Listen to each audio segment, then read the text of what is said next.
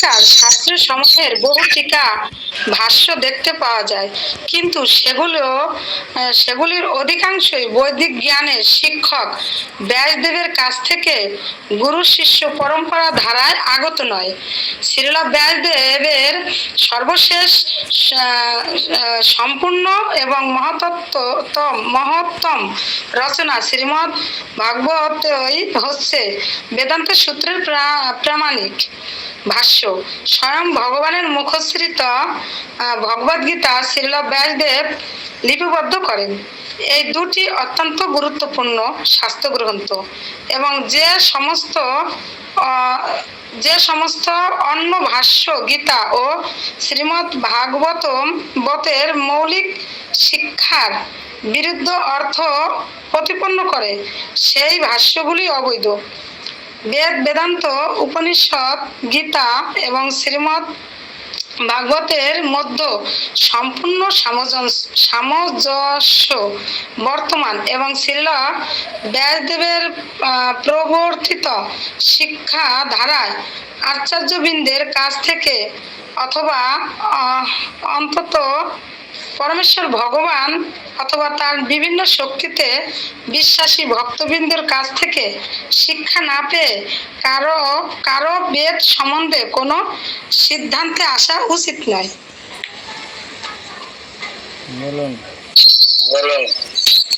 হরে কৃষ্ণ প্রভু এখানে বলছে যে আমাদের এই আজকাল দেখা যায় যে অনেকেই অনেক ভাষায় শাস্ত্র গ্রহণ করে যেমন অনেক ভাবে, কিন্তু এখানে বলছে যে এই বৈদিক জ্ঞানের যে ব্যাসদেব যেভাবে ব্যাসদেব হয়েছে এই বৈদিক জ্ঞানের শিক্ষক, সে যেভাবে গুরু পরম্পরা ধারায় আর যেভাবে এই গীতা ভাগবতম এটা করছে, ভাষ্য করছে, এইভাবে যদি কেউ না করে অন্যভাবে করে সেটা অবৈধ আর কি।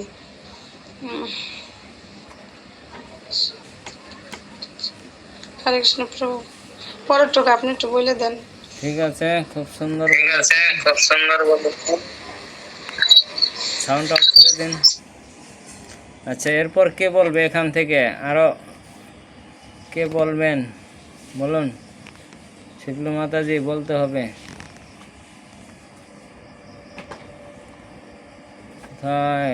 হরে কৃষ্ণ। কেউ বোঝেননি এখান থেকে কি বলতে চাচ্ছে?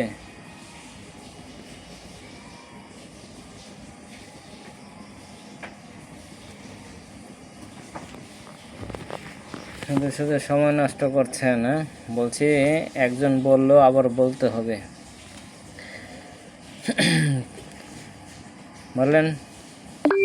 হরে কৃষ্ণ, চরণে প্রণাম প্রভু।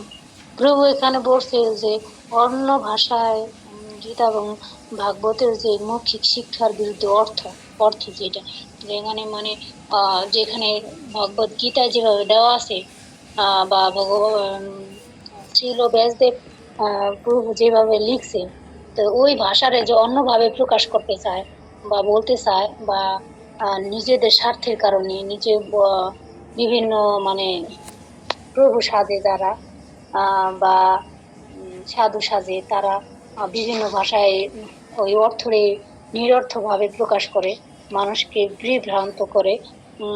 তারপরে ওনারা গুরু সাজে। এখানে আরো বলছে যে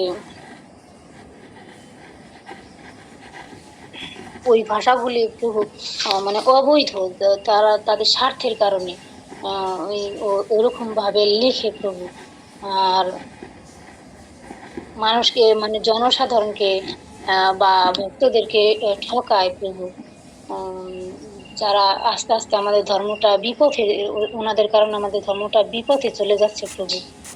আর মানুষকে বিভ্রান্তির মধ্যে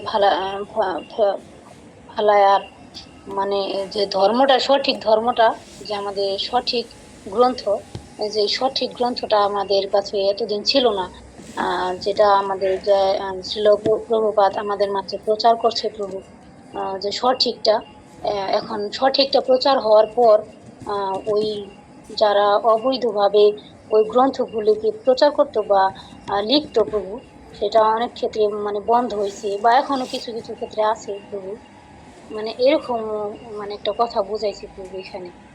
হরে কৃষ্ণ।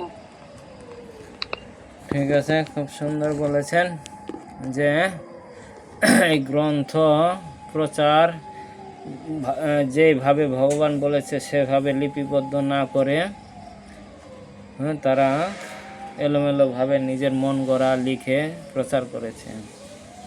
এর জন্য আমাদের কেনার ব্যাপারেও আমাদের সতর্ক থাকতে হবে। তারা হাজার ছাপাক, কোটি কোটি ছাপাক, কিন্তু কেন আপনি কিনবেন, আমি কিনব?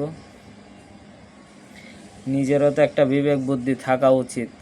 কিন্তু আমার বিবেক নষ্ট হয়ে গেছে। প্রভু কিছু কম রাখেন, প্রভু কিছু কম রাখেন। কে বলেন না বলেন তো এই কথাটা এসে বাড়িতে, ঘরে, দুয়ারে, সব জায়গায় কে বলেন না? আছেন এই গ্রুপে এরকম কেউ? প্রভু কম রাখেন। কোনোদিনও বলেন নাই প্রভু বেশি রাখেন? আছেন কেউ?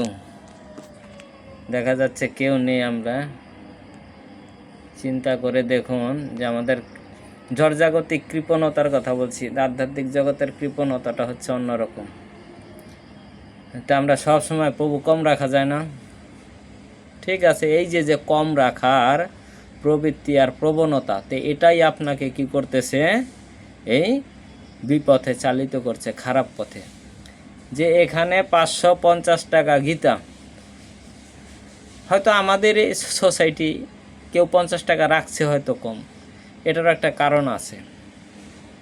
আর ওইখানে 30 টাকা, 40 টাকা, 100 টাকায় গীতা পাওয়া যায়, তাহলে 500 টাকা দিয়ে কেনার দরকার কি? আপনি ধার্মিক হতে আসছেন নাকি ব্যবসা করতে আসছেন? বলে কি, আরে 500 টাকা, 1000 টাকা এখন গীতা, বড় গীতা, হ্যাঁ, আর 1000 টাকা দিয়ে ফ্যামিলির সবাই একটা মেলা করে খাওয়া যাবে। সেই মেলাতে কি করবে?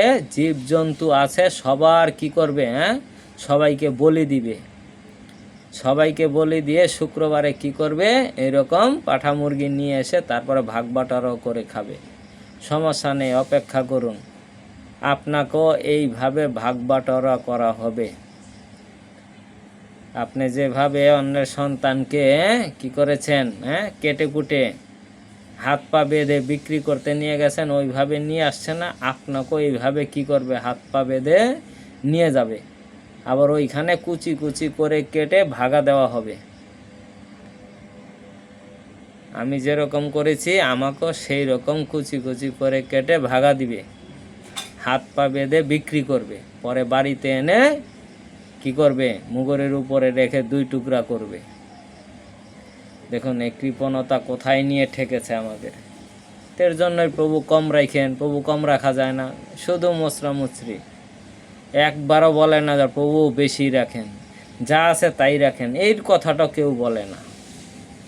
কিঞ্চিত আছে, নেই যে তা না। প্রভু কম রাখেন। আরে কম টাকাটা রেখে বাড়িতে নিয়ে কি করবেন? বাড়িতে নিয়ে আবারও কি এই পাপ কার্যেই প্রবেশ করানো হবে। আর ভক্ত যদি হন তাও এই কৃপণতা থাকা উচিত না।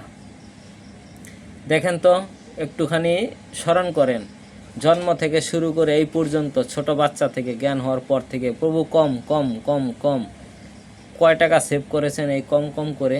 আর কমের টাকাগুলা কোথায় গেল? কমের টাকাগুলা কোথায় গেল? সব পাপের রাস্তায় গেল। সব কি হিসাব করা হয়েছে? মন্দিরের থেকে এত টাকা কমে নিয়ে আসছে, সেই টাকাটা কি করছে? এমন খাবার খেয়েছে ভগবানকে না দিয়ে। সুন্দর মতো কাউন্টিং করা আছে, শুধু টিপ দিবে বের হয়ে যাবে। তা আমাদের ভক্তিটা কি স্বতঃস্ফূর্ত হবে?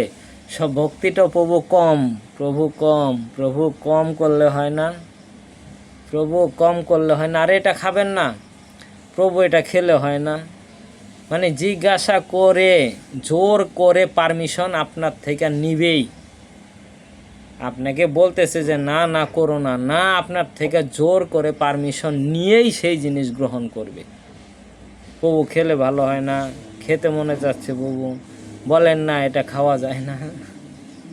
হ্যাঁ, জোর করে ছলে বলে কৌশলে, হিরণ্যকশিপু যেমন ছলে বলে কৌশলে বর নিয়েছিল, তা তদ্রূপ আমরা কি করতেছি, এই ছলে বলে আদায় করে নিচ্ছি।